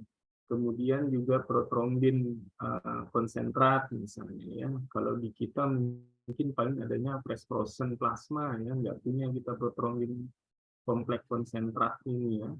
Nah, itu jika INR lebih dari 2 mungkin bisa dipertimbangkan. Cuman prinsipnya jika masih ongoing, jika sudah selesai, sudah berhenti ya tidak perlu sebetulnya ya. Kemudian obat-obatan pada saluran cerna atas ya PPI, prokinetik silakan. Nah, pada perdarahan akibat variseal biasanya diberikan obat-obat vasoaktif seperti somatostatin ya, okreotid, antibiotik juga untuk profilaksis pada kasus sirosis ya, apalagi kalau misalnya ada asites ya, karena ada risiko SBP ya, spontaneous bacterial peritonitis ya. Kemudian juga obat-obatan antikoagulan. Nah, ini yang menarik ini sebetulnya. Jadi pemberian obat antiplatelet ya, terutama aspilet itu harus dipastikan dulu maksud dan tujuannya. Apakah dia sebagai profilaksis primer ataukah profilaksis sekunder? Nah, kalian harus memahami konsep itu ya. Jadi kalau profilaksis sekunder itu orangnya belum pernah mengalami suatu kejadian, eventnya itu belum pernah. Tapi dikasih obat untuk mencegah supaya jangan terjadi itu. Misalnya pasiennya itu ada kencing manis, ada darah tinggi misalnya, kan ada 2 faktor risiko kardiovaskular ya. Tapi pasiennya itu dia belum pernah mengalami serangan jantung ataupun serangan stroke. Terus kita kasih aspilet itu sebagai profilaksis primer. Nah, itu namanya profilaksis primer karena dia belum mengalami event ya. Nah, beda misalnya pasien sudah pernah kena serangan jantung atau serangan stroke, kemudian dia mendapatkan aspirin misalnya ya. Nah, itu kan settingnya adalah setting profilaksis sekunder karena dia sudah pernah mengalami event. Nah, ini yang harus dipahami ya, betul-betul ya. Jadi di sini sebetulnya memang jika perdarahan stop, apalagi untuk profilaksis primer stop selamanya gitu ya. Kalau untuk profilaksis sekunder memang masih banyak perdebatan. Kalau dia pakai dual, katanya aspirin masih boleh diberikan, temennya biasanya kan kalau dual antiplatelet ini temannya clopidogrel gitu. Itu di stop. Tapi ada juga yang sarannya selama masih perdarahan semuanya di stop, tapi tidak boleh lebih dari 3 hari. Atau ada juga yang bilang semuanya di stop, tapi tidak boleh lebih dari 7 hari untuk aspirinnya. Jadi ini sangat kasustik ya, artinya tergantung dari analisasi dokter ya bersangkutan ya. Yang penting untuk kita adalah ini settingannya profilaksis primer atau profilaksis sekunder, itu yang harus dipahami betul ya. Kemudian selain obat-obatan ada terapi endoskopi dan pembedahan. Nah, di sini kalau kita lihat manajemen yang perdarahan saluran cerna atas, prinsipnya adalah ABC. Dan tetap ABC, airway-nya, breathing-nya, sirkulasinya ini harus dipastikan aman ya. Setelah kondisinya aman, ya di sini kan memang ada yang untuk atas itu berikan aja. Artinya sebetulnya kan yang bagus itu kita bisa menentukan di awal ini orang sebetulnya variseal atau non variseal pada yang upper gitu ya. Sehingga penting menggali di awal riwayat-riwayatnya. Kemudian dari pemeriksaan fisiknya tadi itu diingat ada nggak stigmata sirosis itu.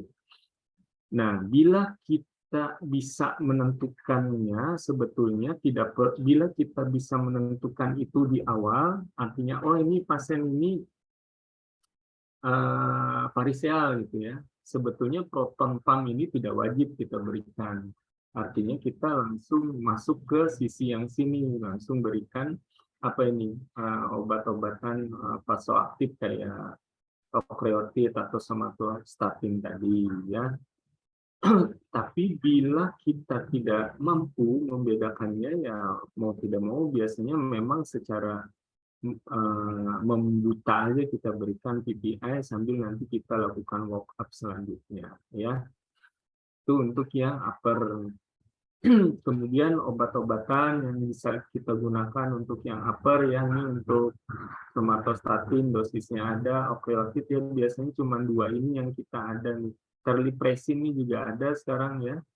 Jadi ada 3 obat, tapi yang biasanya yang kita pakai baru 2, yang somatostatin sama okreotid.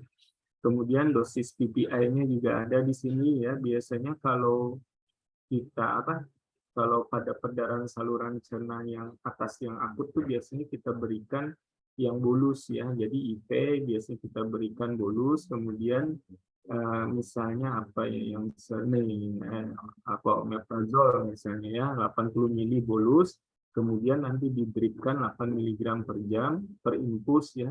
Itu nanti sampai biasanya perdarahan berhenti ya paling tidak 1 kali 24 jam sampai perdarahan berhenti, biasanya begitu.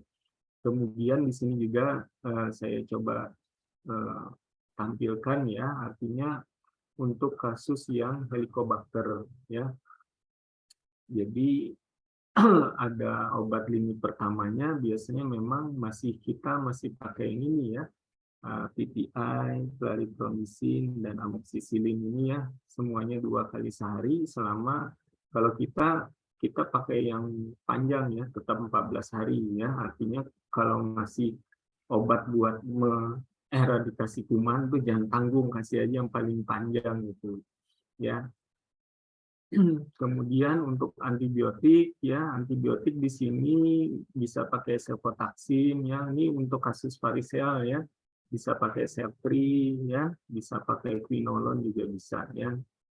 Kemudian di sini juga ada faktor-faktor prediktor yang bisa menyebabkan kegagalan dilakukan terapi endoskopi ya, terutama hemodinamik instability ya. Jadi kalau hemodinamik tidak stabil, memang kita sebagai endoskopis itu tidak berani melakukan tindakannya. Prinsipnya harus stabil dulu baru kita lakukan tindakan. Jangan sampai tindakan kita yang membuat pasiennya menjadi tambah parah. Intinya jadi dokter kan do no harm, jangan menyakiti. Artinya stabil dulu. Dan ini kan sebetulnya ada penelitiannya itu, aku lupa ya, tahun 2020. Jadi dia melakukan penelitian itu membandingkan antara yang urgent endoskopi dan early endoskopi. Jadi yang dikatakan urgent itu dilakukan dalam 6 jam setelah konsultasi dengan endoskopisnya. Nah, kalau yang early itu setelah 6 jam sampai 24 jam. Ternyata setelah 2 kondisi itu dibandingkan, malah yang urgent endoskopi yang kurang dari 6 jam itu tadi pasiennya banyak yang meninggal. Ya, artinya apa? Memang tindakan endoskopi syaratnya ya pasiennya harus harus stabil dulu gitu, baru kita lakukan. Karena saya pribadi pernah mengalami itu ya. Jadi waktu melakukan politektomi itu terjadi perdarahan hebat ya waktu itu ya. Jadi pasiennya sampai masuk UGD. Jadi kan biasanya tindakan politektomi itu karena kita sudah sering ngerjakan kan tindakannya rawat jalan. Jadi waktu itu pasiennya datang rawat jalan, jadi pas kita melakukan politektomi itu tuh tertarik ya. Jadi harusnya kan kita potong bukan ditarik. Jadi tertarik sehingga terjadi perdarahan waktu itu. Jadi waktu terjadi perdarahan itu kita mau melakukan klip ya. Jadi kan sebetulnya ada klip untuk menjepit perdarahan itu tidak bisa ya karena nggak kelihatan sama sekali, hitam aja. Nah, akhirnya kita kasih somatostatin pasiennya waktu itu, kasih dikasih resusitasi cairan, kasih somatostatin, kasih anti perdarahan, pasiennya stabil, kita masukkan UGD. Dirawat 2 hari, kemudian kita evaluasi ulang kolonoskopinya, ya sudah tidak ada perdarahan, tidak perlu dilakukan klip lagi, ya akhirnya pulang setelah 2 hari itu. Nah, jadi itu pengalaman yang memang kalau lagi berdarah-darah itu kadang-kadang kita tidak bisa lihat apa-apa ya, karena kan endoskopi itu kan alat yang ada kameranya masuk ke dalam tubuh gitu, jadi nggak bisa dinilai akhirnya. Tuh. Nah, ini klasifikasi endoskopi Forest ya. Jadi di sini memang kalau kita endoskopi ada ulcer, kita harus menilai ulcernya itu masuk klasifikasi yang mana. Bila dia masih menyemprot seperti ini, yang memang active bleeding ya. Bila tidak dilakukan endoskopi, 90% akan rebleeding. Maksudnya terapi endoskopi. Bila dilakukan terapi endoskopi 15-30%. Artinya memang pada kasus seperti ini nih kita ini masih mudah ya karena jelas gitu loh sumber perdarahannya. Jadi biasanya kita klip aja ini berhenti dia ya perdarahannya itu. Kadangkala kita tidak yakin setelah kita klip kita injeksi juga nih ya biasanya kalau begini. Tapi ini kasusnya sekarang tuh udah jarang ya. Karena dengan era PPI saat ini itu jarang sekali kita ketemu kasus yang berdarah-darah seperti ini ya. Umumnya itu pada waktu kita lakukan endoskopi ya sudah di daerah di sini atau yang paling banyak sudah clean base ini ya. Jadi begitu kita endoskopi clean base ya hari itu setelah endoskopi sudah boleh pulang pasiennya. Nah, ini tadi yang injeksi ya, biasa kita injeksi. Kalau kita lihat tuh kita injeksi aja adrenalin tidak mesti persis di situ ya, yang penting injeksi di sekitar. Kalau ini thermal ya. Thermal kalau waktu di Jogja kemarin tuh kita punyanya argon. Jadi nanti ada argon itu, argon plasma koagulasi, jadi nanti dia disemprotkan itu jadi lukanya tertutup. Nah, ini yang klip ini maksudku klip. Jadi klip ini agak sulit kalau kita tidak melihat sumbernya. Kalau yang gambar ini kan jelas dia menyemprot ya, jadi kelihatan tinggal diklip aja di sini gitu. Kalau yang tidak jelas ya susah. Nah, kalau ini kan rubber band ligation ya, jadi ligasi pada varises esophagus ya, biasanya kita ikat di sini. Jadi sebetulnya hemoroid ya, ambeien itu mirip seperti ini ya. Jadi kalau kalian pernah dengar apa ya, sekarang tuh pila itu loh, paran injection ligasi, paran injeksi ligasi ambeien ya, itu bahasa Indonesia itu pila, itu mirip seperti ini sebetulnya, bahkan lebih mudah ya, relatif lebih mudah dan gampang karena alatnya kan pendek, kita cuma pakai anuskopi aja. Biasanya kita suntik atau kita ikat kayak gini ya, jadi tidak perlu operasi lagi ya. Jadi kalau ada kasus-kasus ambeien, alhamdulillah kalau saat ini kita udah bisa mengerjakan pila itu ya, tidak perlu operasi lah gitu. Nah, kemudian ini injeksi ya. Jadi pada kasus-kasus varises yang digaster, ini varises digaster ya, ini kan kita tidak bisa melakukan ligasi. Kenapa? Karena ligasi itu kan karetnya kita ikat gitu ya. Nah, ini gaster itu kan dia cenderung bergeraknya itu lebih aktif daripada esofagus ya. Jadi begitu kita ikat karet ini kayak yang ini tadi kan kita ikat karet ini kan dia relatif diam. Kalau di sini dia langsung copot lagi. Nah, sehingga tidak berhasil. Jadi sekarang itu ada yang namanya obat sianoakrilat isinya itu ya. Jadi kalau kalian tahu lem Alteco, nah lem Alteco itu isinya sianoakrilat. Coba nanti kalian lihat ya. Nah, itu yang kita suntikan. Jadi disuntikan masuk ke dalam varisesnya itu. Jadi nanti varisesnya akan rusak, kemudian dia akan menghilang ya. Nah, ini juga kita sering ngerjakan, gampang-gampang susah sebetulnya ngerjakannya, tapi asik ya ngerjakan. Artinya kalau ini karena udah kebiasaan mudah, yang ini nih menarik ini ya, karena memang obatnya juga baru kita mulai terapkan. Nah, kemudian ada lagi yang namanya tips ya. Jadi pada kasus perdarahan karena variseal, ya ini biasanya karena portal hipertensi dilakukan tips. Untuk tips yang mengerjakan biasanya dokter radiologi intervensi ya, di mana mereka nanti menghubungkan antara vena porta ke vena hepatika langsung ya. Nah, jadi memang ujungnya dari vena porta nanti dia akan masuk ke vena hepatika juga, cuman setelah melewati jalur macam-macam gitu loh. Nah, di sini dia vena porta langsung dimasukkan, vena porta yang besarnya ini langsung dimasukkan ke vena hepatika sehingga langsung membagi tekanan yang ada di vena porta ini, tidak harus melalui jalur macam-macam itu tadi ya. Nah, kemudian ini ada SB Tube ya, Sengstaken Blackmore Tube ini. Ini saya pribadi tidak pernah lihat bendanya dan tidak pernah melakukan pemasangan ya. Ini biasanya digunakan pada kasus esofagus atau varises esofagus dan varises gaster ya. Ini esophageal or gastric varises. Karena ini kan kita melakukan pemasangan secara membuka ini ya, memblind ya.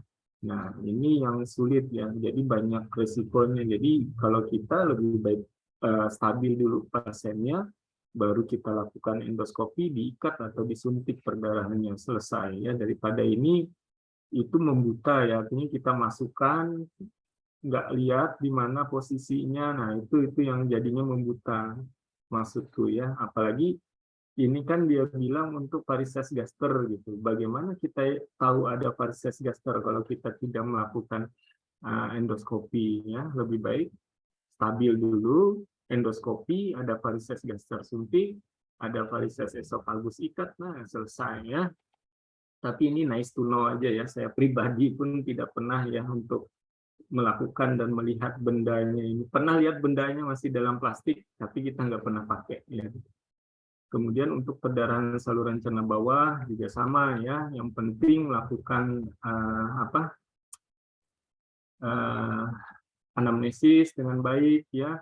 Kemudian tentukan stratifikasinya, apakah dia high risk atau low risk ya. Jadi bisa silahkan, kalau saya sih kalau perdarahan saluran cerna bawah silahkan gunakan skor GB skor tadi itu ya, Glasgow Spot score itu tadi ya, untuk menentukan nih high risk atau low risk ya. Karena penting untuk kita memprediksi tindakan kita selanjutnya ya. Jadi prinsipnya bila dia high risk, resusitasi ya, jadi tetap ABC itu tetap harus dijalankan. Kemudian bila hemodinamiknya masih tidak stabil ya, nah hemodinamik tidak stabil, maka disarankan pemeriksaan angiografi. Nah ini persis ya, artinya bila masih tidak stabil, ada perdarahan berlangsung ya angiografi gitu ya. Nah, tapi bila hemodinamiknya stabil ya, nah ini dia tetap menyarankan lakukan upper endoskopi ya, karena itu tadi bahwa pada kondisi hematokesia itu masih mungkin lokasinya sebetulnya dari upper gitu, artinya tetap saran dari algoritmnya ini, sarannya adalah pastikan dulu uppernya itu aman gitu. Karena kalau kita melakukan upper endoskopi itu kan persiapannya paling cuma puasa 6 jam udah selesai gitu. Tapi kalau kita melakukan kolonoskopi itu persiapannya minimal 1 kali 24 jam. di mana pasiennya pun harus dilakukan cahar, ya, diberikan pencahar, harus diurus-urus gitulah, supaya bersih mukosanya. Nah, ini kan agak berat, makanya biasanya hampir di semua algoritma itu mereka tetap menyarankan kalau kita tidak yakin betul tuh sarannya tetap apa upper endoskopi dulu ya. Prinsipnya yang kalian harus ingat gini, kalau ada hematokesia, tetap harus pertimbangkan kemungkinan sumbernya dari atas gitu. Itu tuh tetap harus dipertimbangkan nih. Karena sering kasusnya itu apa ya? Kita di ruang endoskopi itu melakukan kolonoskopi, ternyata hasilnya bagus, ternyata kelainannya dari atas itu sering. Nah, karena algoritmnya ini nggak jalan gitu ya, artinya memang harus dijalankan dengan baik supaya Pak tidak memberatkan pasiennya, ya, tidak sia-sia si operatornya melakukan pemeriksaan ya, karena memang yang namanya dikasih pencahar itu wah tidak enak sama sekali, mana minumnya juga harus banyak ya. Nah, di sini kan bila dia stabil, tidak ada masalah di uppernya, kemudian sarannya dilakukan kolonoskopi dalam 24 jam setelah pasien datang dan setelah hemodinamik resusitasinya berhasil. Kemudian, nah ini coba lihat, disuruh minum PEG ya. PEG ini ya memang pencaharnya ya, polyethylene glycol ini 4 sampai 6 liter, coba kamu disuruh minum sebanyak itu lagi sakit, kayak apa rasanya. Nah, ini salah satu contoh yang memang akan memberatkan si pasien itu, makanya biasanya kita sarannya endoskopi atas dulu ya. Nah, jadi bila dia low risk ya tetap harus dengan persiapan. Intinya adalah tidak ada kita melakukan tindakan kolonoskopi tanpa persiapan. Karena saya pernah itu melakukan kolonoskopi tanpa persiapan dari dokter yang minta itu, saya malah bingung kenapa nggak dipersiapkan, karena pasti kita nggak akan bisa melakukan pemeriksaan dengan baik gitu ya, mana waktu yang digunakan jadi lebih panjang gitu. Jadi harus dipahami dan diingat bahwa tidak ada pemeriksaan kolonoskopi itu tanpa persiapan, karena pasti tidak ada gunanya dan menyakiti dari pasiennya ya. Oke, kurasa sekian yang bisa aku sampaikan. Mungkin kita diskusi aja ya. Silahkan tanya. Ini setengah jam diskusinya ya. Ya. Baik, terima kasih banyak, dokter. Mungkin dari teman-teman, apakah ada yang ingin ditanyakan? Silakan mengaktifkan mikrofon atau menuliskan di bawah. Ya. Kameranya coba diaktifkan semua, jadi biar kita bisa saling kenal ya. Siapa tahu ketemu di tengah jalan, jangan di tengah jalan tabrak orang di pinggir jalan gitulah. Ini memang ya, memang masih online ya. Kupikir sudah mulai offline. Enggih, untuk yang skillnya dan tutorialnya offline, dok. Oh gitu. Karena aku sudah kembali kan. Kupikir kemarin offline. Kalau offline kan bisa ke kampus aku gitu. Cuman katanya online ya sudah santai. Ya tanya apa aja, bebas lah, silahkan. Pasti pernah ketemu lah paling tidak kasus ambeien, misalnya ada teman, atau jangan-jangan kita sendiri mengalami gitu, silahkan.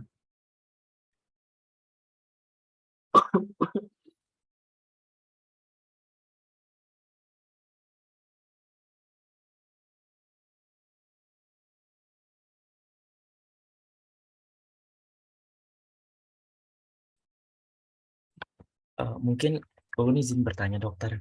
Oh, silahkan.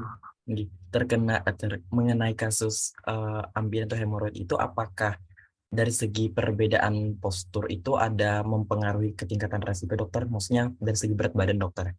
Apakah berisiko tinggi mungkin dari yang orang mungkin gemuk atau kurus seperti itu? Apakah ada mempengaruhi, dok?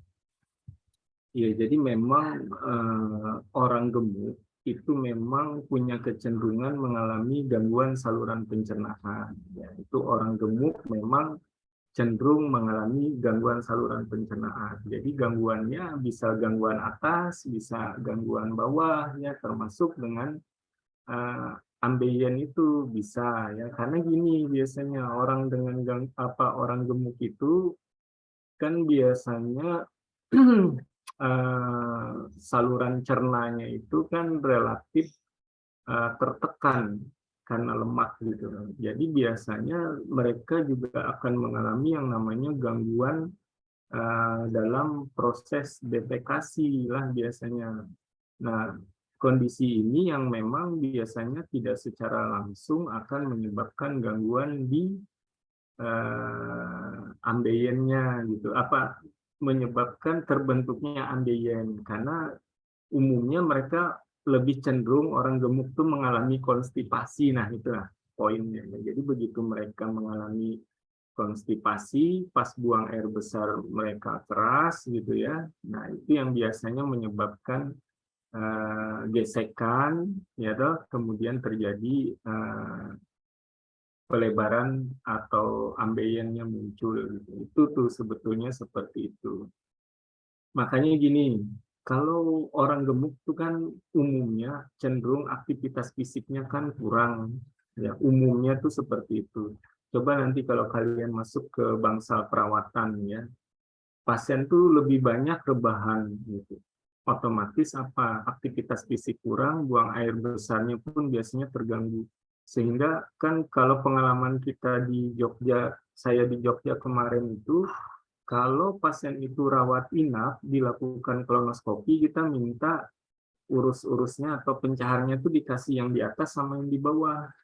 Karena biasanya kalau atas saja hampir pasti tidak bersih nanti mukosa kolonnya itu. Jadi kita tidak bisa melihat apa-apa. Jadi kasihan pasiennya nanti suatu saat minta diulang lagi. Nah, atau yang tapi kalau dia rawat jalan, karena dia masih aktivitas berjalan apa segala itu, biasanya bersih itu, walaupun cukup dengan atas saja gitu. Nah, jadi ini juga harus jadi pertimbangan kita ya. Makanya memang sebisa mungkin kita dokter ngasih contoh jangan gemuk lah gitu. Ya, karena banyak kerugiannya daripada keuntungannya. Ya, Oh, mudah-mudahan bisa menjawab ya. Ada lagi yang mau ditanya, silakan. silakan teman-teman. Mungkin malu-malu dokter. Iya, banyak orangnya ini. Ya, Enggi. Mungkin ini sambil menunggu teman-teman dokter, sambil mungkin mancing dulu, silakan. izin bertanya lagi dokter.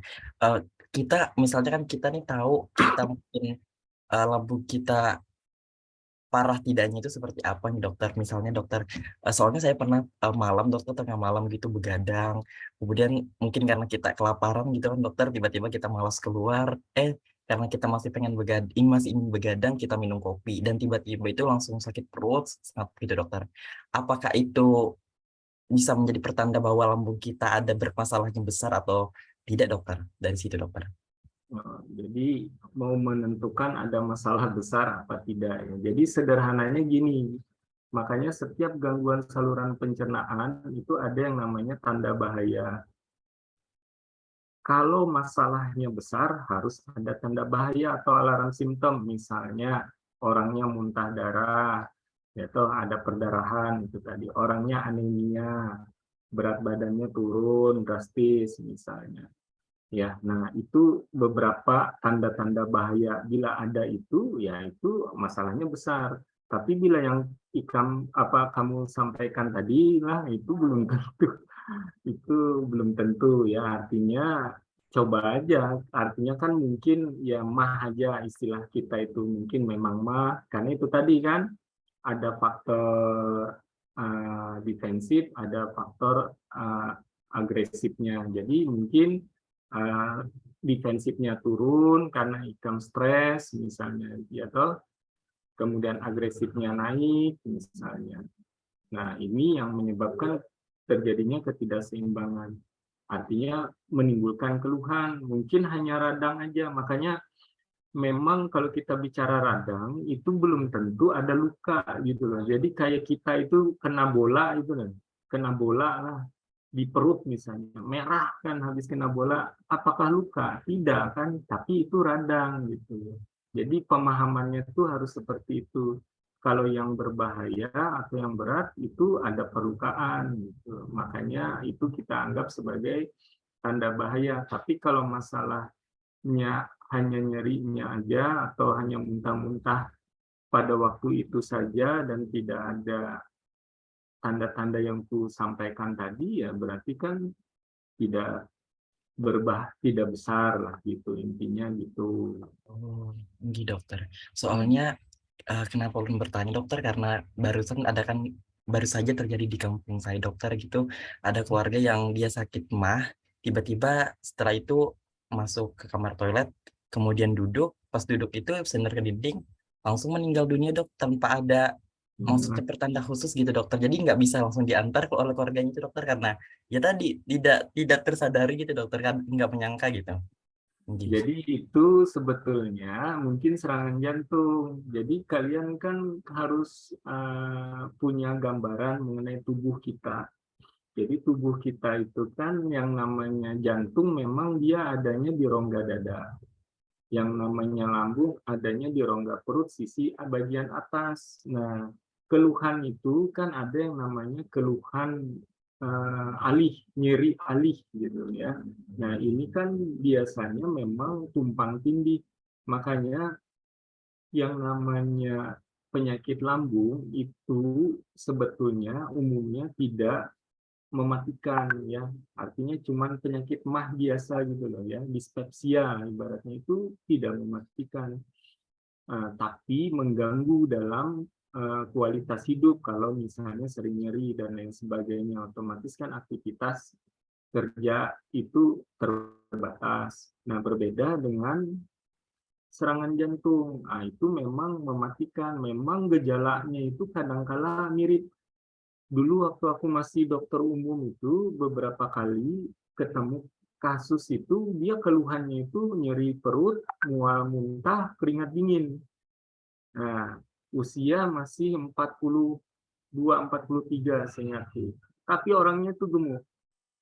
Nah, jadi kita sebagai dokter analisanya haruslah ada faktor risiko tidak. Usia di atas 40 ya oke mungkin. Ya tuh orangnya gemuk ya oke. Ya udah rekam jantung ternyata apa? STEMI pasiennya. Ya, apalagi STEMI yang di inferior. STEMI inferior itu dia mirip biasanya munculnya malah keluhan saluran cerna. Itu sering terjadi. Makanya kalau kalau kita sakit mah biasa tidak akan mati gitu. Kayak apapun gitu. Tidak ada penyakit mah itu bikin orang mati, yang bisa bikin orang meninggal itu adalah serangan jantung. Nah, cuman memang kadangkala karena keluhannya itu tumpang tindih, orang bilang ini sakit mah kalau istilah kita di Banjar tuh angin duduk gitu loh. Lah angin duduk, tapi kalau mati itu jantung. Kalau aku edukasi pasien karena sakit mah itu tidak akan bikin orang mati gitu. Nah, pahami itulah itu pokoknya kalau orang sakit mah biasa insya Allah tidak akan mati, tapi berbeda kalau orang itu sakit mah dia ada kencing manis, dia ada darah tinggi, Ikam harus pikir ada masalah di jantung apa tidak, apalagi kalau usia di atas 40-an. Kalau sekarang kan bahkan serangan jantung di atas 30, 35 sudah ada. Kalau dulu itu waktu aku masih masih kuliah spesialis dalam itu lah tahun 2006 2007 tuh biasanya kita baru screening EKG itu di atas 40 tahun. Tapi sekarang tetap harus hati-hati. Artinya EKG itu kan tidak sampai 5 menit kita sudah bisa nilai oh ada masalah apa tidak gitu. Ya, jadi sampai saat ini ya aku tetap menekankan itu kalau kita eh, ragu, apalagi ada faktor risiko itu kan tetap harus diingat ada faktor risiko yang bisa dimodifikasi, ada yang tidak. Kalau yang tidak itu ya kayak keturunan, umur itu kan tidak bisa dimodifikasi. Tapi yang bisa dimodifikasi misalnya kayak berat badan, ya faktor stres itu kan bisa dimodifikasi. Nah, itu atau penyakit komorbid lainnya, misalnya darah tinggi, kencing manis, itu kan bisa sebetulnya kita kendalikan gitu. Nah, itu yang paling penting menurutku. Nah, jadi kalau tetanggamu itu, insya Allah kayaknya jantung itu, Mas Fuad. Ini baik dokter. Terima kasih banyak dokter. Ada lagi pertanyaan? Izin bertanya, dokter. Ya, silakan. Jadi saya ingin bertanya, dok. Jadi untuk stratifikasi resiko tadi ada yang menggunakan Rockall score sama skor Glasgow Bradford gitu, dok.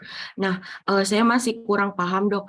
Untuk stratifikasi resiko ini kan sama-sama bisa digunakan sebelum terapi endoskopi, dok. Kalau sebelum endoskopi, apakah kita harus men-scoring dengan kedua skor ini atau cukup yang skor Glasgow tadi, dok? Itu saja, dok. Terima kasih banyak, dokter. Ya, oke, bagus ya pertanyaannya ya. Jadi kalau untuk Rockall itu memang dia kan skor itu baru muncul, aku lupa tahun 96 kayaknya. Tapi kalau yang Glasgow score itu udah sebelum tahun 1900-an itu sebetulnya ada muncul. Nah, jadi masing-masing ini ada kelebihan, ada kekurangannya ya. Jadi kalau kelebihan dari Glasgow Blood Spot Score GBS itu, dia kan bisa sebetulnya untuk perdarahan saluran cerna atas, dan juga ternyata ada yang melakukan untuk saluran cerna bawah, artinya atas bawah monggo silakan, itu masih bisa dipakai. Tapi kalau Rockall itu dia memang hanya untuk atas, dan Rockall ini memang dia kegunaannya itu lebih ke arah memprediksi risiko kematian sebetulnya, ya, memprediksi risiko kematian baik sebelum dilakukan tindakan maupun sesudah dilakukan tindakan. Makanya kalau Rockall itu biasanya memang kita lakukan pra dan post, ya, kita nilai ulang gitu posnya. Karena kan di situ kan dia ada diagnosis endoskopinya. Kalau kamu lihat tadi itu, ya dah. Jadi ada diagnosis endoskopinya kayak Mallory West. Kayak apa kita mau tahu ada Mallory West kalau kita tidak melakukan endoskopi? Paham lah. Nah, itu Rockall. Tapi kalau GBS ini dia tidak ada diagnosis endoskopi di situ. Artinya, kalau kamu pada pusat atau tempat yang tidak bisa melakukan endoskopi, ya saranku pakai GBS aja. Nah, cuman di situ kan dia ada penilaian untuk komorbid, misalnya ada melena tadi, habis itu ada penyakit liver, ada penyakit jantung. Nah, ini yang harus ditekankan di situ gitu. Intinya dua-duanya bisa kita gunakan untuk saluran cerna atas, ya, tapi untuk saluran cerna bawah sarannya cuma pakai GBS. Nah, kemudian lagi Rockall itu kita melakukan endoskopi untuk menilai ulangnya. Ya, kalau kita ada fasilitas endoskopi, ya sebaiknya gunakan Rockall karena dia bisa untuk menentukan prognosis itu lebih. Jadi ada studi yang membandingkan antara Rockall dengan GBS ini dalam menentukan prognosis ke depannya itu. Ternyata memang Rockall itu lebih superior dibandingkan GBS. Ya itu tadi, kenapa lebih superior? Karena dia melakukan endoskopi. Nah, ya toh, artinya penilaiannya itu berubah setelah dilakukan endoskopi. Nah, sedangkan kan kalau GBS itu dia tidak melakukan endoskopi di penilaiannya itu gitu. Tidak ada parameter endoskopinya kan. Ya tahu, coba nanti kalian lihat lagi ya, tidak ada parameter endoskopinya di GBS itu gitu. Jadi cuman dia bisa memprediksi bahwa ini pasien perlu dilakukan endoskopi, ya, ini pasien perlu dilakukan transfusi, ini pasien bisa dilakukan sampai pembedahan biasanya gitu. Itu yang GBS gitu. Kira-kira begitulah anunya jawabannya. Sudah jelas atau masih bingung? Ini sudah jelas dokter. Terima kasih banyak dok. Iya, sama-sama. Ya, ada lagi masih sisa sekitar 5 menitan. Apalagi yang mau ditanya? Mungkin izin bertanya dokter. Ya, silakan. Iya dok, tadi kan untuk klasifikasinya itu kan ada yang perdarahan occult dan bisa kita lakukan fecal occult blood test. Nah itu apakah kita bisa tahu ini asal perdarahannya itu dari atas atau bawah? Dan juga izin bertanya dok, untuk stabilisasi pasien ini kan kita bisa berikan terapi cairan. Nah untuk terapi cairannya ini apakah kita hanya berikan hidrolatat atau cairan koloid juga bisa dok? Mungkin itu aja. Makasih banyak dok. Ya, jadi kalau pada kondisi yang obscure itu kan umumnya kan kita sudah melakukan kolonoskopi sama endoskopi atas, ya toh begitu kan tadi bahasanya itu ya. Jadi kalau endoskopi atas itu biasanya kita bisa masuk sampai duodenum pars 2 ya. Kan kalau duodenum pars 2 itu kan yang pars descendens. Nah, habis itu ligamentum teres itu kan dia nyangkutnya kan di duodenum pars 3 sampai 4 atau transversum sama ascendens. Nah, itu kita sudah lakukan sampai ujung situ. Kemudian kolonoskopi itu umumnya kita bisa masuk sampai ilium terminal. Walaupun waktu dulu aku pelatihan awal endoskopi itu kita masuknya cuma sampai cecum. Jadi cecal intubation istilahnya itu. Tapi sekarang itu kita sebisa mungkin harus masuk sampai ilium terminalnya. Jadi kita masuk sampai ilium terminal untuk meyakinkan. Kadang-kala kita masih bisa dorong kok selama alatnya itu masih ada sisa itu dan pasiennya tidak kesakitan. Nah, yang jadi masalah adalah ada ruang kosong sebetulnya yang kita tidak bisa lakukan dengan endoskopi atas maupun bawah. Nah, itu kan jejunum, ilium kita kan nggak pernah tahu itu.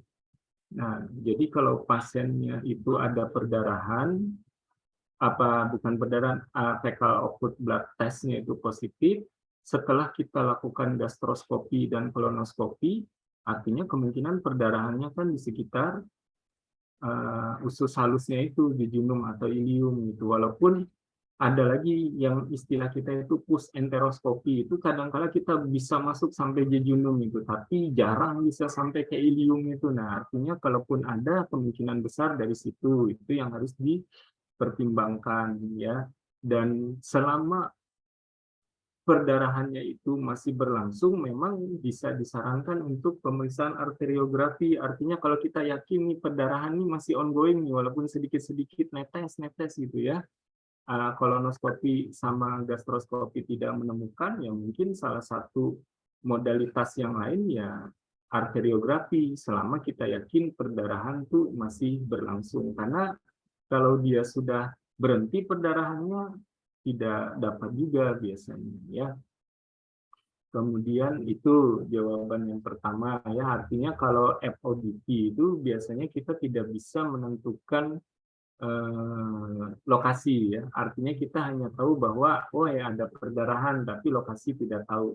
Makanya kan untuk mempersempit itu kita lakukan tadi itu endoskopi atas dan endoskopi bawah. Bila dua itu clear berarti kita yakin perdarahan ini di daerah tengah. Makanya kan ada yang membagi tadilah yang aku sampaikan di awal, ada yang membagi upper, ada yang membagi mid, ada yang membagi lower. Nah itu tuh sebetulnya kesulitan kita kadang-kala itu di daerah mid itu. Jadi di daerah mid itu setelah ligamentum teres sampai dengan iliosacral valve. Nah di situ tuh itu yang mid itu dibagi mereka gitu.